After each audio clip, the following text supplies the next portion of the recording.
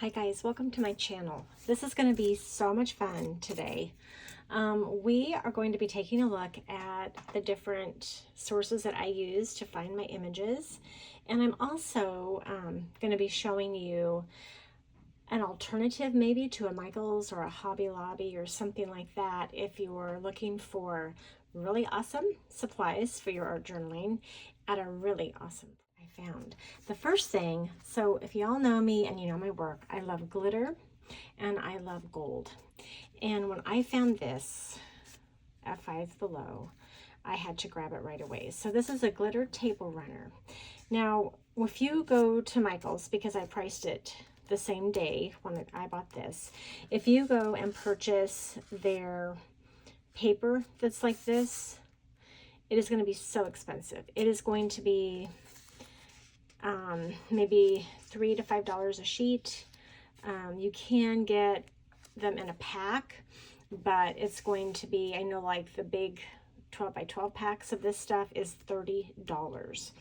I'm not sure how much comes in that pack, but it's kind of crazy how much it costs.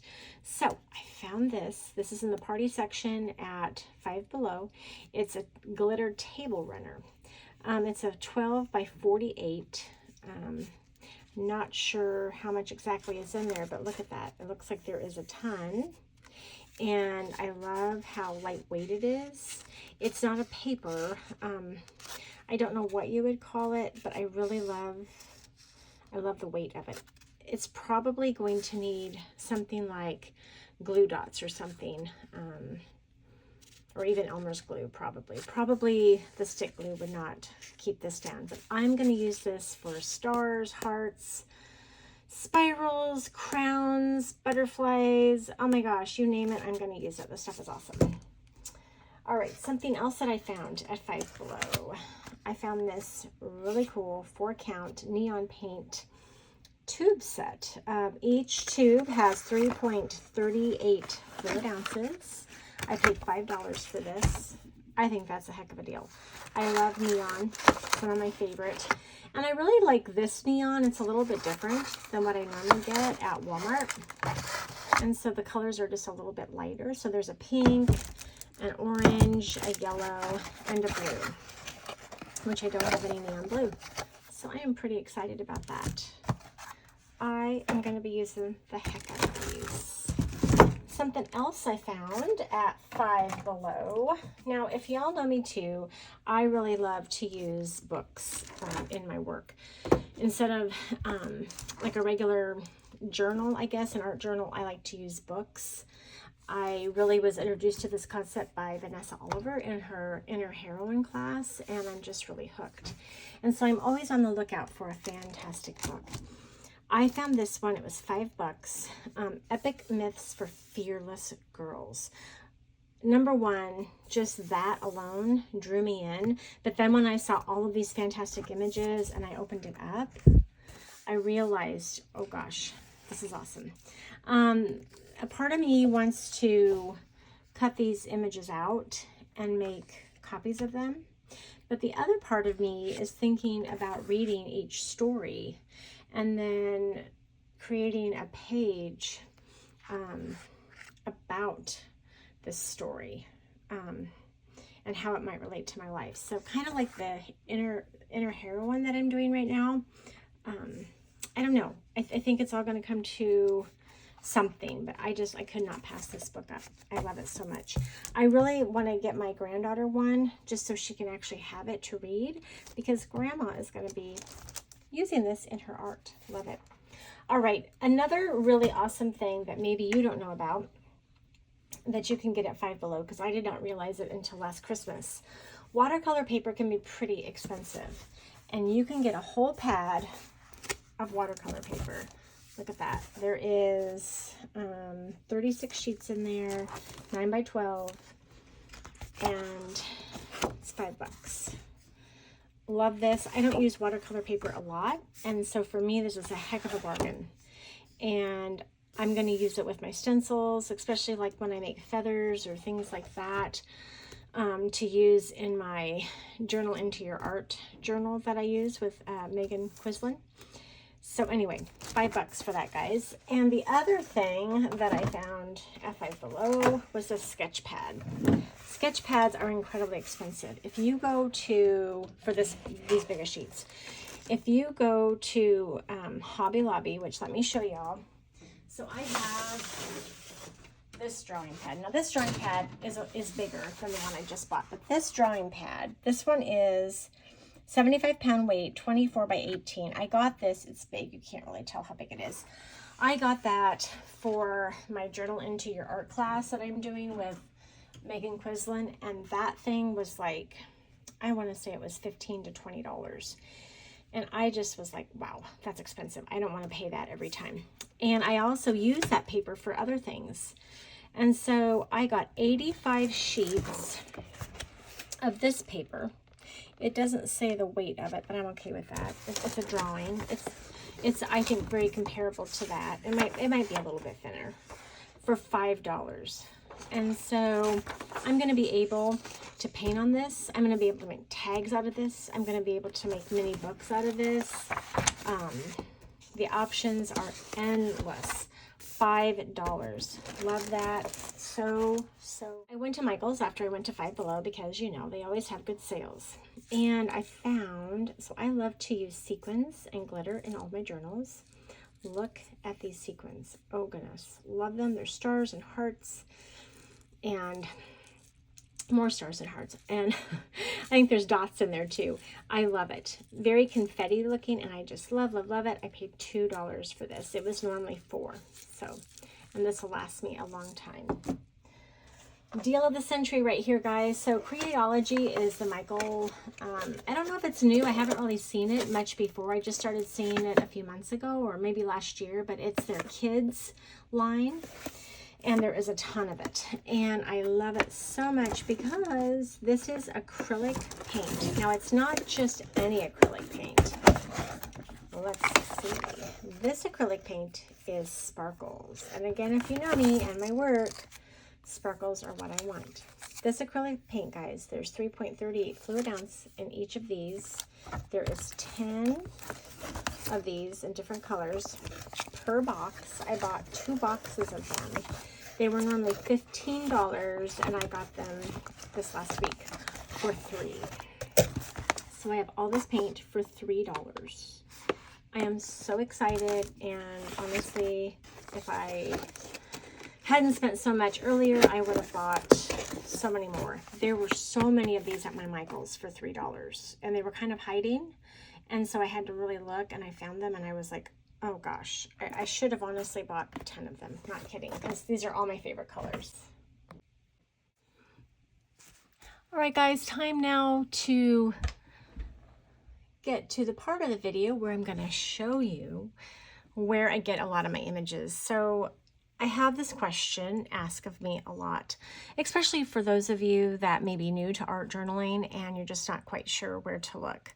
Let me tell you that the best places to find images are not at Michael's or Hobby Lobby or, you know, some kind of a craft store, Joann's or whatever. In fact, that's the worst place to find them. You're not going to find them. You might find some Tim Holtz vintage paper dolls, which are awesome.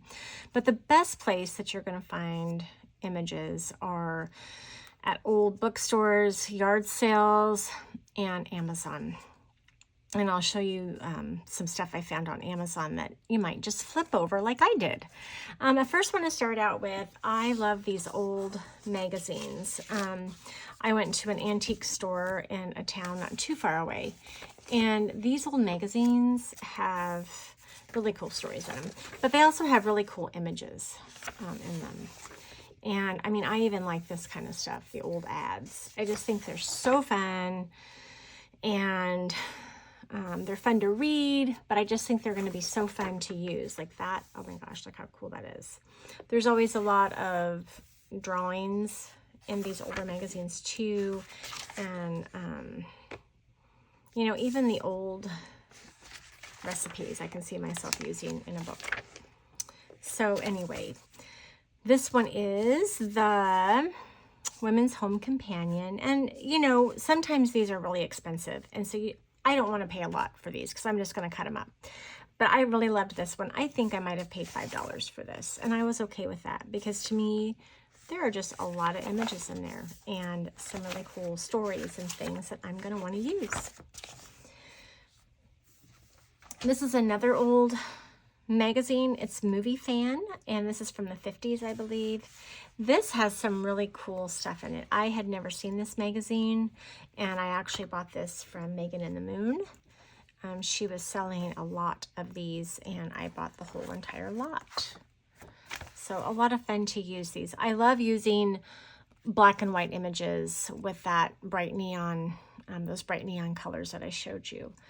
This particular image right here, I just wanted to show you. So, you know, this was in the magazine. I cut it out, and it looks like this, and it's just going to be so cool. It would be so cool against that too. I just love that. Or like when you pair like the pink with the black and white, it looks so amazing. You can put a crown on her. You can kind of put sparklies in her hair. You could, you know, color her dress. You could do so much with her. And you could put wings on her, and she's going to be lovely. Love that. I love those old images. Probably my go-to to get 80% of my images is fashion magazines. So Cosmopolitan is a really good one that I like to use. I also like Elle. Elle has a lot of really cool ones, and Vogue. Not only do I look for images of women, but I also look for different headlines, different sayings, different phrases, words like ride the wave. That would be a really cool phrase that I would probably cut out. I just haven't yet. Sometimes when I want to be creative, but I really don't know what I'm going to do, I will just go through a magazine like I did last night, and I'll just flip through it, and I'll just rip them out. And you can also use jewelry in your, and then of course here's some flowers you could use. It's also fun to take a page. So like you could take this page right here. You could also just take this hand. Honestly, that's a really cool image right there. But what I initially thought was I love the image of her and this castle back here. And you could actually create a page on this page. You could add like another woman or something, but I may end up cutting this out. That's really cool. You could cut this Gucci bottle out and then have her holding something else. So Elle, Cosmo, Vogue, Teen Vogue, anything like that is going to be a great place for you to find images. National Geographic is another go-to of mine. We've been getting this in the mail now for years and years. There are just really interesting images in this. Very worldly. I love using backgrounds of landscape, and like this fire one, this would be a really cool image to use, especially if you're doing something, you know, about passion or fire or courage or something like that. This would be a really awesome image to use in your book. So National Geographic, a great place. Another good place to find these old magazines is going to be your library. When they have their library sale. Childcraft. I don't know if you guys remember these, but I'm old enough to remember when I wanted the Childcraft encyclopedias, but my family could not afford them. I found this one at a yard sale. Oh my, full of so many amazing images. There's also poems and little stories. And what I have done, I had several of these, and what I did is I went through one day, I cut a lot of them out, including the poems, and I have just a big bin of children's images and things. Like, look at that image, just beautiful. So I love, love, love that. And you could also, like, you could cut this little girl out, and then you could still even use this background. There's just so many things that you can do. Old thesaurus, an old dictionary, all of these things are great. Book pages are great. This is a great backdrop for your pages. It's a great backdrop for collage fodder. What I do a lot with these pages is I'll take these bright neon colors, and I'll take just a paintbrush, a round brush, and I'll start making polka dots. I'll start making stars. I'll start maybe writing words, all kinds of things, and then I'll use this as collage fodder and start ripping and tearing, and wow, it just makes for awesome, awesome backgrounds for your journals or tags or whatever. And I'll have a whole nother video on that to show you. But I found this, I think, at a yard sale for like 25 cents. Okay, let's look at some other ways, other things. Little golden books are really popular, and I had a lot of them growing up. Of course, I don't use my own because I want to keep them, but I'm always on the lookout for these when I go to yard sales or library book sales. And you could use the images in here.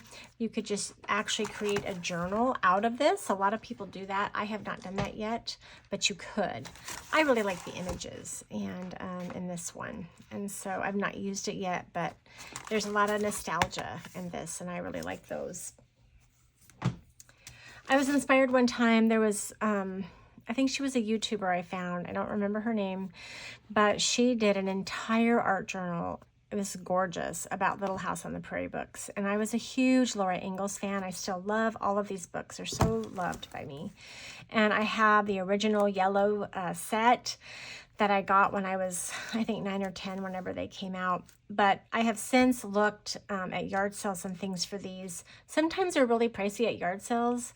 But I found this for like 50 cents, I think, 25, 50 cents, and I bought it. And the images in this are just sweet and quaint. A lot of times, like, I might take this page, for instance, and I would rip it, and I could make like a little tag, and I could have part of this on the tag, and it'll just look so cute. So definitely, if this is your jam, these make, you can tell I've ripped stuff out. This is just like so cool. Love, love, love these old vintage images. Now for my find on Amazon. I like to use butterflies and birds a lot in my work, and you guys know that if you follow me. This rose book is amazing. It's the DK series, and they have just amazing books for art journaling. And if you get lucky, like I did with this one, I actually have 2 of these.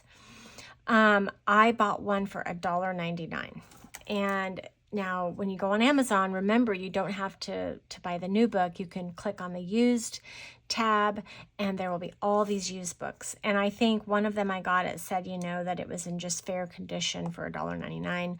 I think I had to pay $3.99 shipping.